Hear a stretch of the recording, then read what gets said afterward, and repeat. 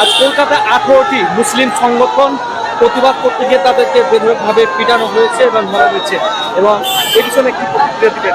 এই বাংলা এটাই হয়, এই বাংলা এটাই হচ্ছে, সংখ্যালঘু মানুষের অত্যাচার বেড়ে চলেছে।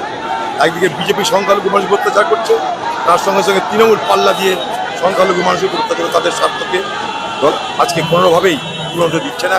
ওয়াকফ সম্পত্তি যে দাবি, ওয়াকফ নিয়ে যে আন্দোলন, তার যথার্থ, তার সঠিক, সেই আন্দোলনকে আমরা সমর্থন করি। আমি এই সরকারের তীব্র নিন্দা করছি এই সমস্ত সংখ্যালঘু মানুষের উপরে মানে হামলার জন্য, তাদেরকে পুলিশের দ্বারা নিপীড়িত হওয়ার জন্য। কাণ্ডে 400 জন নির্দোষ বেশিরভাগই তারা জেল খাটছে, কি বলবেন? কি কাণ্ডে? ওই যে শামসুরগঞ্জ কাণ্ডে যে ঘটনাটা। এখন দেখুন, এই রাজ্যের প্রশাসনের এই অবস্থা, কতজন অপরাধী আমি তো জানি না, কিন্তু এখানে বাদ বিচার না করে শুধুমাত্র একটা অংশকে খুশি করার জন্য অ্যারেস্ট করা হয়েছে, এবং তারা খুব স্বাভাবিকভাবে তারা